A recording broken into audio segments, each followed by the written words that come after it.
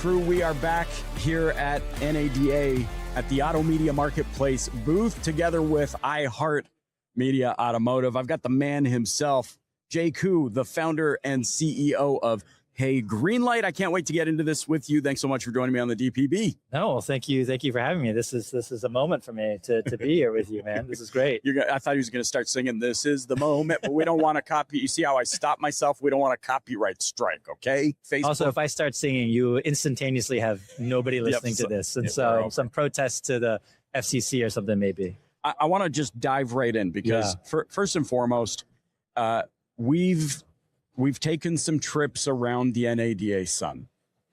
There's a lot of stuff to consume and take in. It's rare that you land on an innovative idea that is fresh, that something I believe deeply, which is leveraging the tools and resources already at one's disposal and putting them together in an innovative way. And here we are, you have it. First, I want you to just tell me about how you came up with the idea for Hey Greenlight and the problem that you guys are solving. Sure. No, thank you. I appreciate that. So basically in my years at TrueCar, I've probably met with people representing thousand dealerships. And I think obviously there's a number of challenges in every dealership for sure. Right. I think two of the most significant ones are a salesperson has no clue when a lead comes in. They have no clue who that person is other than name and a phone number and email and obviously a VIN, but otherwise they don't know who that person is. Challenge number one. And therefore, every outreach, all the initial touch points of that customer is incredibly generic. Challenge number two is that turnover rates at dealerships, sales, you can invest tens of thousands of dollars, burn thousands of dollars on leads on salespeople, only for them to not remember their training, not use their training, or be gone in a few months, right? And that's incredibly wasteful and also harmful to the dealership brand, right? Because at the end of the day, that salesperson is the spokesperson for that dealership to that customer. So you have two key challenges. And that was especially true with something like TrueCar that had all these affinity partners where you were supposed to say, lead comes in from Sam's Club, you're supposed to reference that. Right. Guess how many salespeople actually referenced it? Less than the fingers on my hand. Sure. So the whole idea was this, is how do we solve those two challenges? So basically, when we started Hey Greenlight, the focus was on those two things. So number one, through our partnerships with folks like Equifax and a number of other people, we get incredible amounts of data on almost every single US consumer. And so as soon as that lead comes in, we effectively append to that lead 25 plus data points, income, credit score, garage data. And with all that information, we then calculate how soon is that person going to buy a car? Because the reality is you need to talk to people differently based on time frame, based off of age, based off of viability in terms of affordability, rather, those types of things. And so we give every dealer the power to know that information about their leads. Now, on its own right, that's great. But even with that information, can you trust your salesperson to use that info in the right way? So we built essentially a sales product called Wingman, which more or less develops a personalized sales strategy for every lead that comes in, down to what to text, what to email, what to say on the phone with the teleprompter, and when to call, when to text, when to email, down to the time of day. Some people cannot check their phone during the day, so that's maybe not the best time. And it does all of that. And so it basically makes your worst salesperson or your newest salesperson as good as your best. Okay, so there's a couple of things I want to draw on. The first one I think is a challenge that we've had in this industry for a while, which is training. Training is so predicated upon the trainer's ability to articulate and motivate and inspire, and the recipient's own desire to even want to learn or grow. The second thing you brought up that I think is just so innovative in its simplicity even, which is leveling the playing field. What do we hear? I mean, from my experience, it's there's one or two BDC reps that are good. There's the one that's always the best of the crop, but even how are we measuring that compared to what?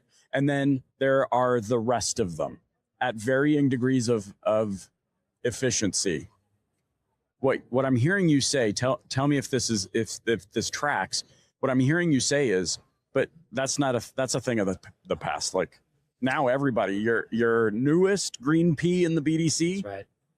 your most seasoned, That's have right. a level, consistent playing field. That's right. So that's absolutely right. And what we've built is not only, so notice how when I talked about what we did, I don't think I mentioned the letters A and I at all. And the reason is that there is an AI aspect to it in terms of the intelligence and us using it to basically pull in a number of different best practices around sales and that type of stuff and feed it to the salesperson. But the reality is that this is a tool that is part coaching, part immediate information sourcing, right? If someone says, what's the towing capacity, this kind of stuff, rather than looking it up. Yeah. But then also it's basically taking the tips and tricks that make the best salespeople who they are and giving it to all of your salespeople. Case in point, just anecdotal. We had one of our dealers and one of the calls, the customer was saying how they're really into sort of the exterior color of the car and how it looked and everything. And basically when the salesperson was prepping for the appointment, he asked the Wingman, which is where he asked Wingman, she's coming in today for this appointment at 3:00. What do I need to prep and get ready for the appointment? Right. Based on the conversation, everything that happened, Wingman tells them, say this, don't say this. Remember, this is her credit band. This is her income. These are her concerns. Oh, by the way, because she mentioned that the exterior color is so important to her, when she comes in at 3:00, the sun is going to be at this point at the dealership. Make sure you park the car on, I think it was like the south side, whatever, because the way that the light's going to hit the paint, it's going to really make it shine. Wow. Who would think to do that? It's like, I've used this term before, and it's like a cruise ship has a cruise director. To be a guest experience coordinator, right? What you're effectively telling me here is yeah, it's BDC enablement, but it's like guest experience coordination provided. Like who's thinking about where the sun's going to be positioned at that time of day so that the car can sparkle, right? Like now, if we could get it to know that my wife loves Diet Coke, fountain Diet Coke, and that was sitting in the car, that car, we are driving home in that vehicle. It's actually funny you say that because we've trained it on question-based selling where you take an interest in the person, not a position. Tell me more. So we've trained it such that it helps the salesperson ask questions about why is that customer interested in the car? What is the pain point that they're having? What are the features that really stand out for them? And then also asking about their family situation, all those types of things. Because, for example, we had one where we saw where the customer was like, oh yeah, I'm going to bring in my kids. We're going to stop by and have some lunch before we come in. And then Wingman automatically populated into the teleprompter. Oh, great. That's, we actually, here's 3 restaurant recommendations nearby that are great. And this one's great for families. You know what? When I can send you a confirmation of the appointment, I'll send you a link to the restaurant and the Google Maps so you can just plot your way there. And it's literally right down the street from the dealership. You know what I love about this is because those are the things that the customer actually kind of cares about. Like what the last couple of times I've purchased a vehicle, I mean, they're getting faster, but there's still this like 3-hour thing where that they have to, even if it's brand new and never been sat in, they got to bring it to detail. So you're still sitting there, and every single time, I kid you not, I say to my wife, what if they just asked me what I wanted to eat and had Uber Eats come and but to pick up on those cues, and what I'm seeing the opportunity here is to get ahead of that in a much more intentional way. That's right. So here's the thing. So is it reasonable to expect all of your salespeople to ask those questions, make a personal connection when they're managing maybe 70, 80 leads per month? I mean, you would think so, but understandably, maybe not.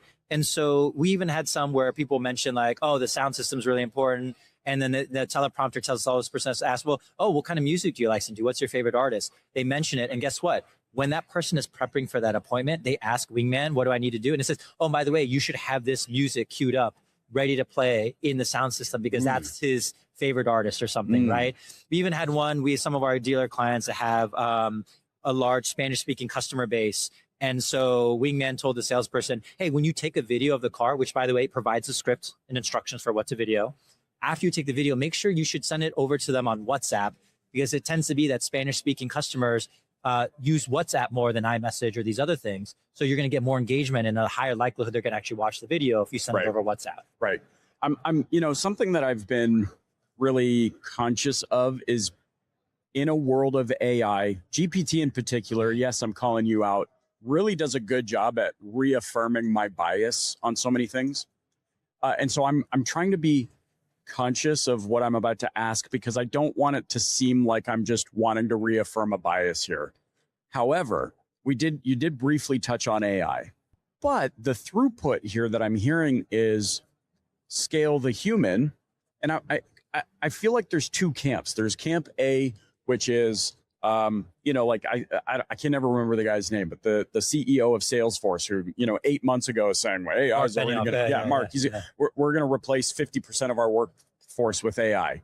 Then you have Google on the other side of it. That's like, no, we may not hire as aggressively, but we are going to leverage AI to speed our people up and to that sort of a thing. My own CTO, Dan, was on yesterday, and he's talking about the need for the human to still develop the skill set. And I'm hearing something to the same degree of you, which is that the through line to this is tech enabled, human delivered.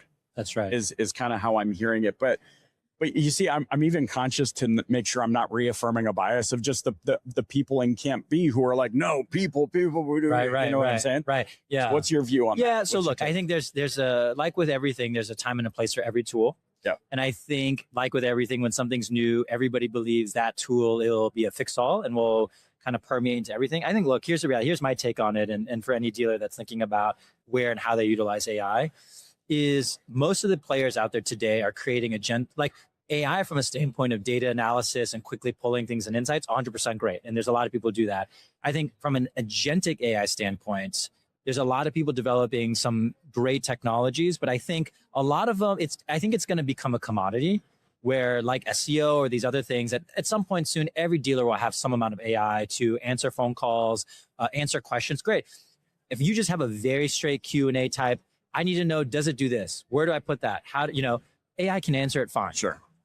And that's a great use for it. But the reality is, and not to poo-poo the innovation behind that, like that's necessary. That will be required.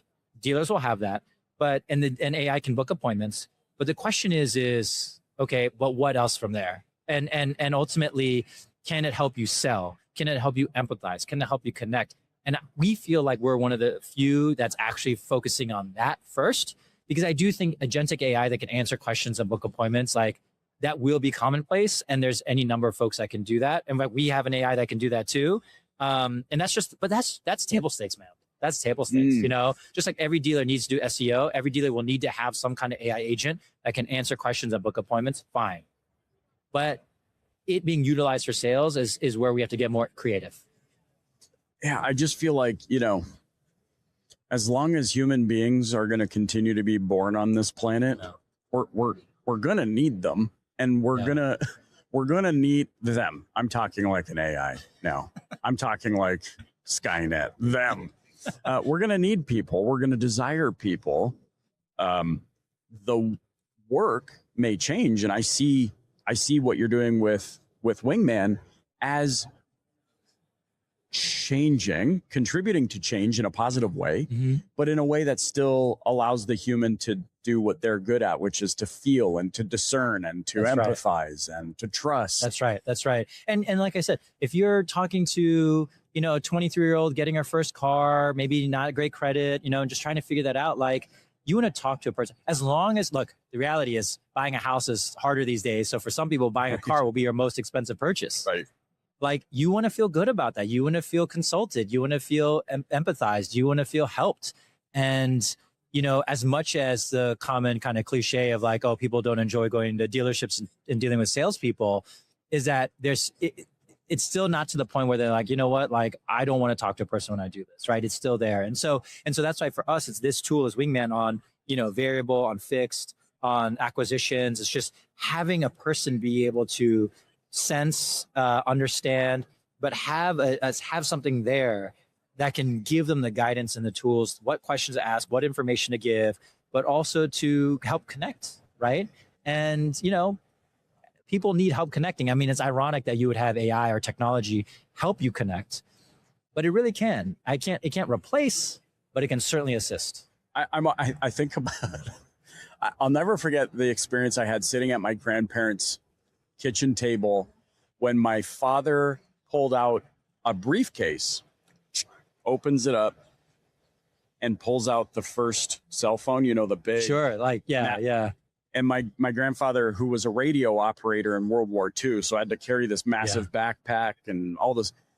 My dad said, watch this, and called them. And the ghost, it looked like the ghost left my grandfather's body at that level of innovation. Right. Now I'm thinking about everything that you've just talked about. If you were to look at your parents or my parents, our parents' generation in your mind's eye and say, look at what we're doing here. What do you think? Do you think I mean, we'd have the same reaction? They'd be like, what do you mean it's giving me everything? Well, here I would say this. I would say in one sense, yes, but I would also say an older generation that, and like us, like when you wanted to call your friend at their house, guess what? You had to call the house. Yeah. Their parent would answer. Yeah. Hi, Mr. Smith. Can I say, and you were forced to interact to develop those aspects that today, I mean, it's so funny. There's a cliche on like TikTok or Instagram, but how you know what generation your barista is at the coffee shop based on how they talk to you, right? Millennials are effusively about customer service. Oh, I'm so sorry. Like all this kind of Gen Z, they're like, what do you want? Like, oh, right. It's like right there. Like, yeah, okay. You want to do it? Okay, great. Yeah. Get out of here. It's just like, right. that, and you walk up to them and they're on their phone, right? It's just, and so I say yes, 100%, but also it's a return to sort of like, I don't know, it's almost like a lost art, or certainly it's a lost art, but also that art of connection even is hard to teach. And the hallmarks of a great salesperson, they can do all those things organically, naturally. Yeah. So we just want to make every salesperson be able to do that consistently and automatically, even if they can't do it organically. Yeah. There's a cycle or a circle here that I'm going kind of back to the beginning, which I think is, we talked about training. This is my own opinion. Okay. So it's like, I know there's difficulties, there's challenges in training. Like I said, the trainer wishes the trainee would get it. The trainee wishes the trainer would go home. However, what you've built, what you're deploying, the consistency, the intel, I think this is an unlock for those who are willing to pay attention, that they will begin to your point, they'll ingest the information and the cadences and the charisma and the delivery, that it will actually train them if they're paying attention. It will help them become better at this art of connection. That is 100% the goal. And I suppose it's never good to build a product that makes you irrelevant at some point. But listen, our feeling is there's always going to be new salespeople. You can fire yourself, or you can get fired by somebody else. I'm just saying. And so the reality is that we actually score every call. So here's the thing. We tell the salesperson what to write. So also we have to figure it's not just the teleprompter on the phone, but it's also emails and text messages, right? And so the idea is that we score on how faithfully that salesperson is following the guidance. So when we incorporate training best practices and all that coaching into it, are they actually following it? Or are they deviating from it? Some cases that might be okay, but then a GSM or GM, whoever, can say, hey, Steve, I notice you're really deviating from the script a lot. Well, why is that, right? Well, just remember, we've trained it and we've built it in such a way to really help you get connection to the customer. So we actually score how faithfully people have it. So then the dealer, principal or dealer manager knows that, oh, like this is actually working and paying off, and they're following what we want them to follow. I have an affinity for operational efficiency. Yeah. And so one of the reasons I think I'm excited about this is just that. It is not operational efficiency at the cost of removing people. It's operational efficiency at the investment of making them stronger, better, and more consistent. That's right. Because look, like I said, if you think about an ecosystem of technologies in a dealership, especially when it comes to AI, it's like, fine, have an AI that can answer inbound calls and book appointments, have an AI that can ask and answer basic questions, that kind of stuff. But you can do that. But if the salesperson, when it comes to time, and it always usually does for that human to human interaction, cannot connect their way out of a paper bag, who cares? Right. And so what we're also seeing on some dealerships that we work with is they say, oh, we've tested some AI solutions, but guess what happens? Person comes to the dealership for their appointment. Salesperson, one, hasn't read the transcripts of the conversation. Two, has no clue what they're looking for, whatever. And guess what? Start it all over again. How frustrating is that? Versus our belief is if you keep the person at the center, which is why our Wingman, when it generates text, generates emails, we want it to be that the salesperson is sending it, editing it, tweaking it. They can just read it and be like, oh, great. It's referencing that she has 3 kids. It mentions the fact that she's worried about, cargo space, and it does all that automatically. Cool, great. I'm reinforcing that. Send through the CRM, wonderful. So I'm still at the center of it because, again, when that person comes in, we've already been dating. Like, we know what to do. Like, we know each other here. That's so valuable, I think, in so many ways. And it's just something that we feel like is hard to do in a lot of dealerships. Well, listen, I think this is amazing. I think everybody that's willing to pay attention should be paying attention to this, because I really love the throughput to human connection, increasing and leveling up human capabilities. As we wind down, Jay, how can those listening or watching, you can look right into that camera there and tell everybody how they can connect with you. Yeah, I'd say come visit us at heygreenlight.com. Check us out on LinkedIn. And yeah, come learn more about it. And we're excited to show you and show you what we can do. Love it, man. Thanks so much for joining me on the Dealer Playbook. Yeah, no, thank you. Awesome. Appreciate it. Thank you. Hey, thanks for listening to the Dealer Playbook podcast. If you enjoyed tuning in, please subscribe, share, and hit that like button. You can also join us and the DPB community on social media. Check back next week for a new Dealer Playbook episode. Thanks so much for joining.